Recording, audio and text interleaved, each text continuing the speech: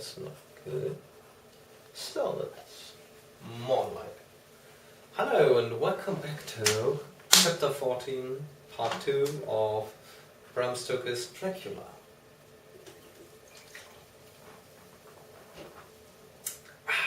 Yes. Mina Harker's journal on the 25th of September. I cannot help feeling terribly excited as the time draws near for the visit of Dr. Van Helsing, for somehow I expect it will throw some light upon Jonathan's sad experience, and as he attended poor dear Lucy in her last illness, he can tell me about her. That is the reason for his coming. It is concerning Lucy and her sleepwalking, and not about Jonathan. Then I shall never know the real truth now. How silly I am. That awful journal gets hold of my imagination and tinges everything with something of its own color.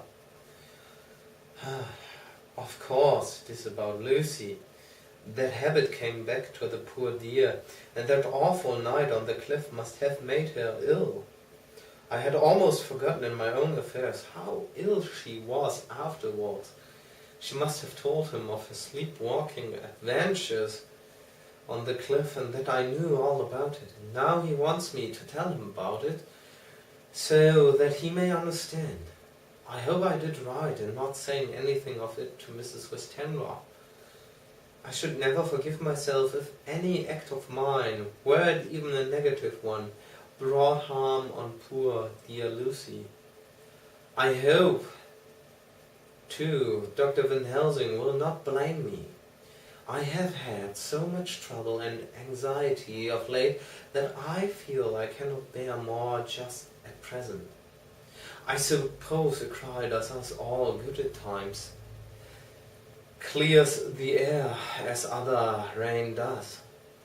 Perhaps it was reading the journal yesterday that upset me, and then Jonathan went away with this morning to stay away from me a whole day and night, the first time we have been parted since our marriage.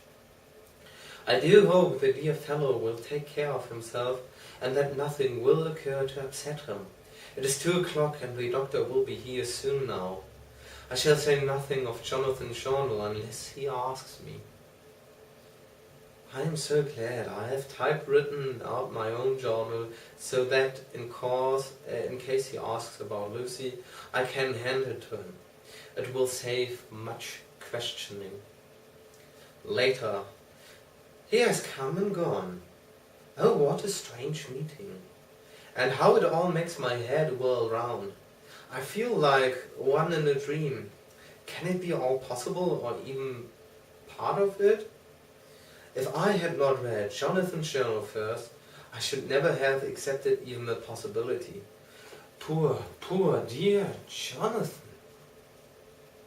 How he must have suffered. Please the good God, all this may not upset him again. I shall try to save him from it, but it may be even a consolation and a help to him. Terrible though it be and awful in its consequences, to know for certain that his eyes and ears and brain did not deceive him, and that it is all true. It may be that it is the doubt which haunts him, that when the doubt is removed, no matter which, waking or dreaming, may prove the truth, he will be more satisfied and better able to bear the shock.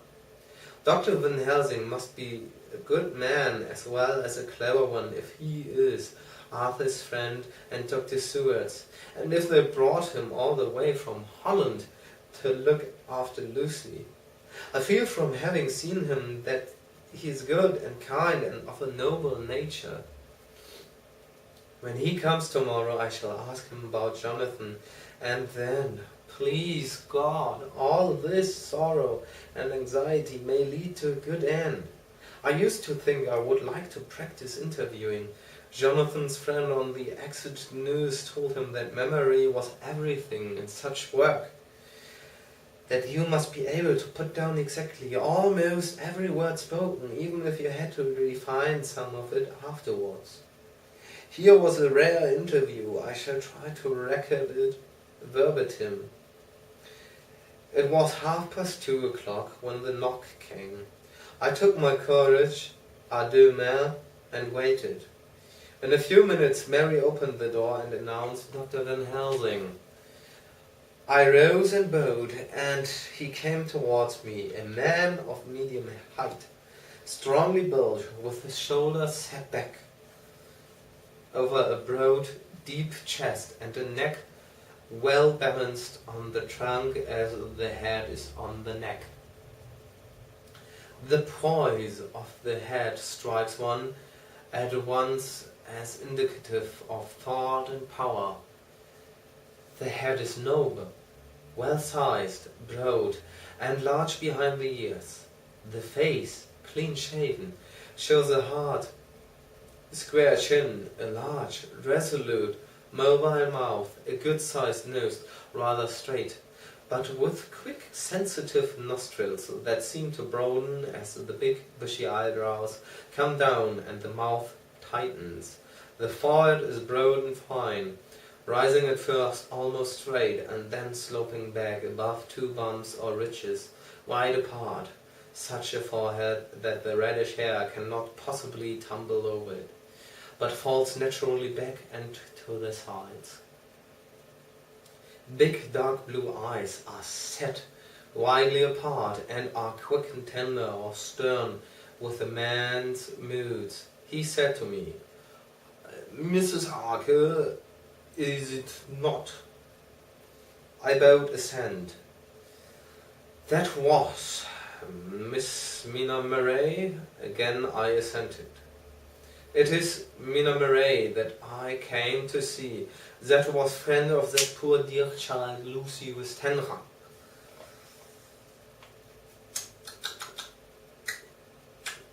"Madam Mina, it is on account of the dead I come." "Sir," I said, "you could have no better claim on me than that. You were a friend and helper of Lucy Westenra." And I held out my hand. He took it and said tenderly, "Oh, Madam Mina, I knew that the friend of that poor lily girl must be good. But I had yet to learn." He finished his speech with a countly bow. I asked him what it was that he wanted to see me about, so he at once began.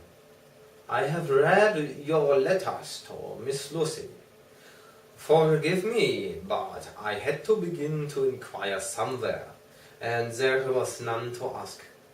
I know that you were with her at Whitby. She sometimes kept a diary. You need not look surprised, Madam Mina.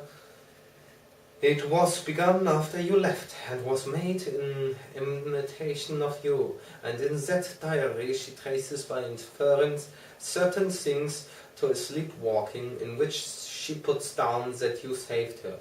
In great perplexity, then, I come to you and ask you out of your so much kindness to tell me all of it that you remember." "I can tell you, I think, Dr. Van Helsing, all about it." "Ah, then you have a good memory for facts, for details. It is not always so with young ladies." "No, doctor, but I wrote it all down at the time. I can show it to you if you like." "Oh, Madam Mina, I will be grateful. You will do me much favor." I could not resist the temptation of mystifying him a bit. I suppose it is some of the taste of the original apple that remains still in our mouths. So I handed him the shorthand diary. He took it with a grateful bow and said, "May I read it?" "If you wish," I answered, as demurely as I could.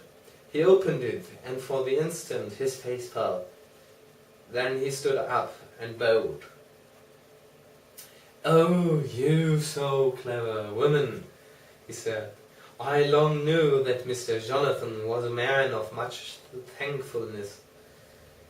But see, his wife have all the good things.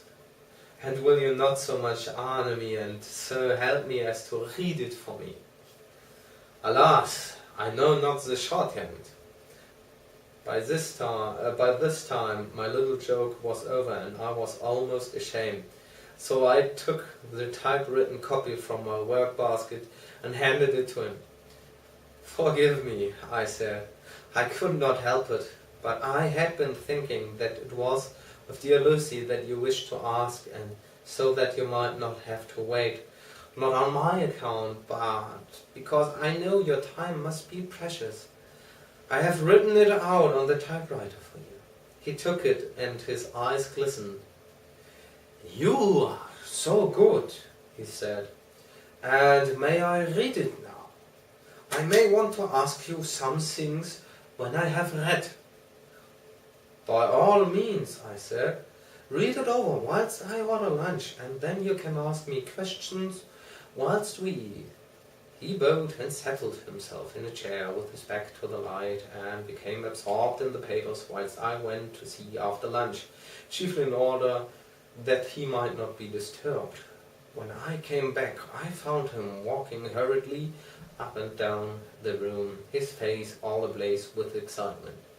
He rushed up to me and took me by both hands.